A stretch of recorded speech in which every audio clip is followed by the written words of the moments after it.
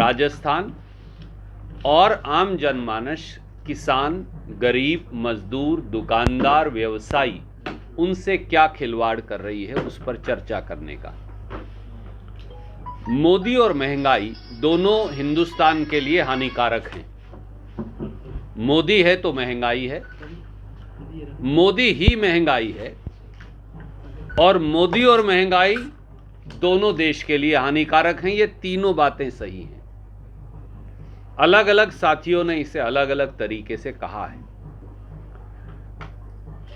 2014 में जब श्रीमती सोनिया गांधी और सरदार मनमोहन सिंह जी के नेतृत्व में कांग्रेस की सरकार दिल्ली में चलती थी, और हमने 2014 के बाद अब 7 साल से भाजपा सरकार है, इन 7 सालों में देश और प्रदेश की जनता की कमर तोड़ने का काम मोदी सरकार ने किया। 410 रुपये का गैस सिलेंडर, मोदी जी ने कहा सब्सिडी छोड़ दो, मुझे उज्ज्वला बहनों को ये सिलेंडर देना है। बहुत सारे साथियों ने 3-4 करोड़ हिंदुस्तानियों ने सब्सिडी छोड़ दी। अब वही उज्ज्वला सिलेंडर 410 रुपये की बजाय 1000 रुपया का हो गया 7 साल के बाद।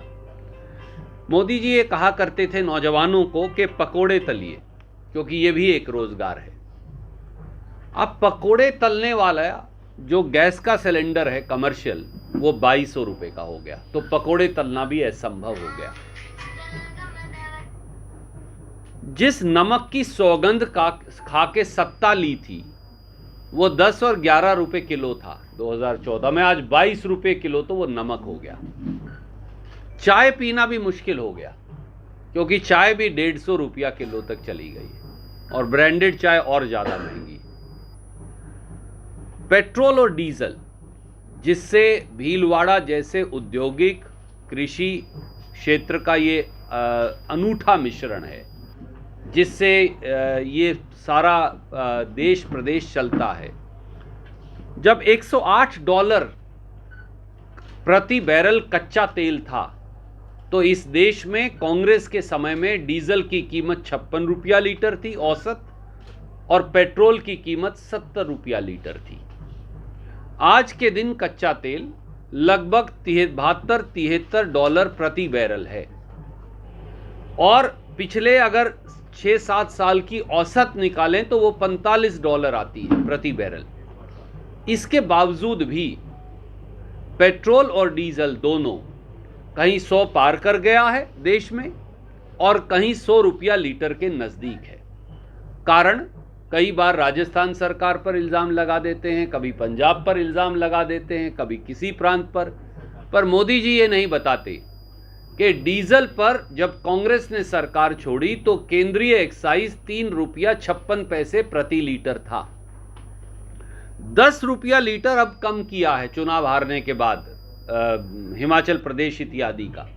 उसके बावजूद भी डीजल पर केंद्रीय एक्साइज 22 रुपया लीटर है।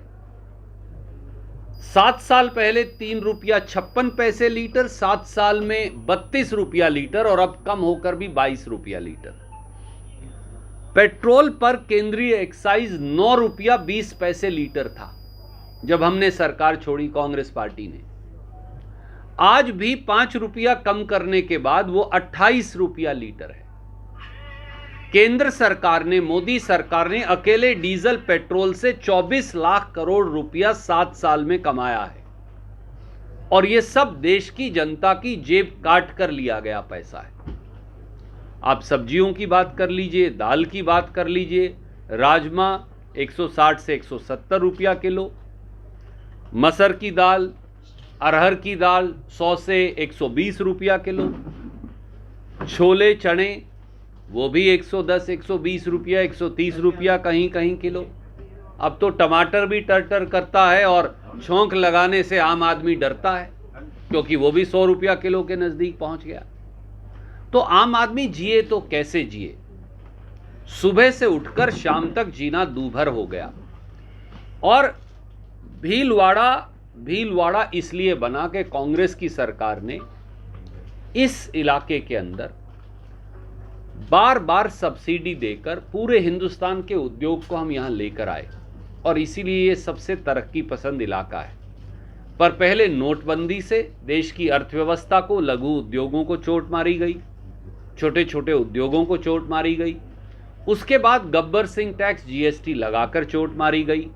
लॉकडाउन में यहाँ तो यूपी के बहुत सारे भाई काम करते हैं, बिहार के भाई काम करते हैं। लॉकडाउन के अंदर मजदूरों के साथ जो हुआ वो आप सबने देखा। और देश की अर्थव्यवस्था जो है वो अब गर्त में चली गई है।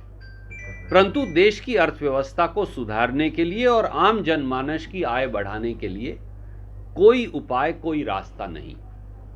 तो इसीलिए वो तीनों सेंटेंस जिन पे मैंने शुरू किया था, तीनों वाक्य, कि मोदी है तो महंगाई है, मोदी ही महंगाई है, और मोदी और महंगाई दोनों देश के लिए हानिकारक हैं, ये कटु सत्य बन गया है। भारत सरकार ने, मोदी सरकार ने लगातार ये उपचुनाव हारे। कर्नाटक में मुख्यमंत्री जी ने लगभग अपना क्षेत्र हार लिया, बीजेपी के जो मुख्यमंत्री हैं। 22 सीटों पर हिमाचल प्रदेश में चुनाव हुआ, 1 लोकसभा, 3 विधानसभा पर कुल 22 विधानसभा बनती हैं। उसमें भारतीय जनता पार्टी औंधे मुंह गिरी। हरियाणा में चुनाव हुआ, हरियाणा में भी भारतीय जनता पार्टी हारी। अन्य प्रांतों में चुनाव हुआ, महाराष्ट्र में चुनाव हुआ, वहां भी कांग्रेस जीती, भाजपा हारी। उसके बाद थोड़ी सी समझ तो आई, पर अभी पूरी समझ नहीं आई है। 5 राज्यों के चुनाव में हमारा ये मानना है कि अगर देश की जनता एक बार फिर भारतीय जनता पार्टी को धूल चटाएगी तो महंगाई अपने आप कम हो जाएगी। वरना जनता की जेब काटकर महंगाई से जनता की कमर तोड़ने का काम ये सरकार कर रही है, और ये सबसे लोक विरोधी कार्य है। कोई प्रश्न आप पूछना चाहें तो स्वागत है। कटारिया साहब वरिष्ठ व्यक्ति हैं, हम तो उनका व्यक्तिगत तौर से आदर करते हैं, बुजुर्ग हैं। दुर्भाग्य से उन्हें अपना स्थान नहीं मिल रहा राजस्थान में, छटपटाते रहते हैं।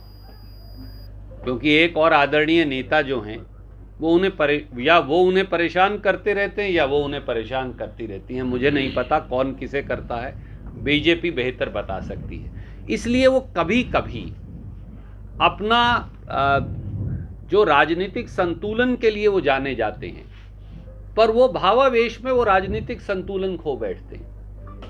आप मुझे बताइए, ये वो लोग हैं जो महात्मा गांधी को भी हिंदू बताने से इनकार करते हैं, क्योंकि इनका हिंदुत्व गोडसे का है। हिंदू धर्म सहिष्णुता है, हिंदू धर्म तो प्रेम है, हिंदू धर्म तो भाईचारा है, इसीलिए हम सनातन हैं। हिंदू धर्म अकेला शायद ऐसी संस्कृति है जो ये कहती है कि दूसरे के धर्म का आदर करो। ये कहां लिखा है? हमारे किसी उपनिषद में, हमारे वेद में? मैं तो खुद भगवान श्री कृष्ण की कर्म भूमि से आता हूं, कुरुक्षेत्र से, श्रीमद् भगवद गीता में या किसी और हमारे ग्रंथ में, रामचरितमानस में, कि आप दूसरे धर्म के लोगों को मारो, उन्हें गाली दो, किसी गरीब की प्रताड़ना करो, SC ST OBC का शोषण करो, किसान को फांसी का फंदा चूमने पर मजबूर कर दो। ये कहीं नहीं लिखा।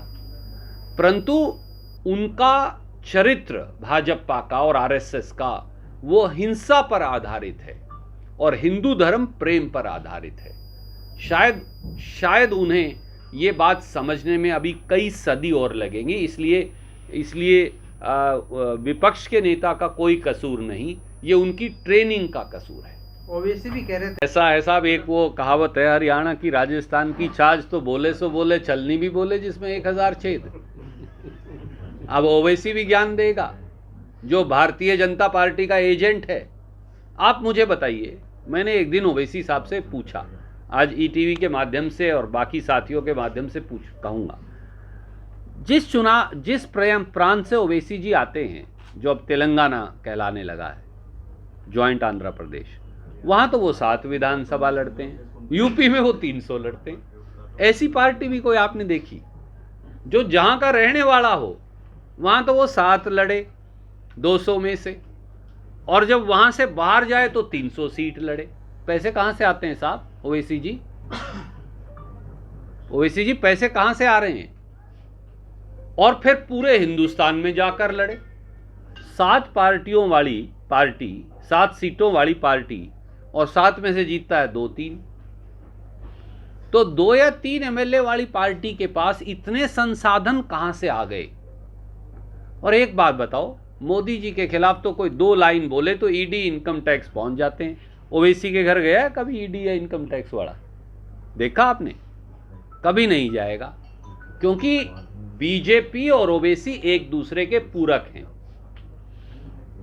मुसलमान भाइयों को हिंसा सिखाने का काम, भड़काने का काम, उपद्रव सिखाने का काम ओवैसी का है। हिंदू धर्म की, प्रेम की परिभाषा को तोड़ने का काम नफरत में और बंटवारे में वो बीजेपी का है। इसलिए वो एक दूसरे के पूरक है। ये एक ही थैली के 2 चट्टे बट्टे हैं। सर, पंजाब में कैप्टन अमरिंदर सिंह और भाजपा के बीच आने वाले चुनाव को लेकर लगता है आपका इशारा अगर वो उस एपिसोड की तरफ था जो दुर्भाग्यपूर्ण, कहीं ना कहीं मतभेद और मनभेद दोनों पैदा हो गए थे। मनभेद भी पैदा हुआ था और मतभेद भी हुआ था, पर वो सब दूरियां मिट गई। कांग्रेस अध्यक्षा श्रीमती सोनिया गांधी के नेतृत्व में, राहुल जी के नेतृत्व में, हमारे परिवार में अगर कहीं दिक्कत तकलीफ थी, एक अपने यहाँ कहावत है राजस्थान की, हरियाणा की, जिसके घर में बासण होंगे उसी के खड़केंगे। जिसके घर में कोई होगा ही नहीं कुछ भी, उसके खड़क नहीं सकते। तो मैं मानता हूँ हमारे खड़के थे, पर हमने अपना परिवार फिर इकट्ठा कर लिया और उन सब साथियों को जो किसी वजह से नाराज हो गए थे उन्हें भी मौका दिया। तो हमारे नौजवान साथी जो हैं, सचिन भाई, और वो आएंगे, आप उनसे भी पूछ लीजिएगा। हम सब अब इकट्ठे हैं, हम सब एकजुट होकर काम कर रहे हैं और हम सब एकजुट होकर कांग्रेस पार्टी को दोबारा लाने का काम करेंगे। बहुत शुक्रिया।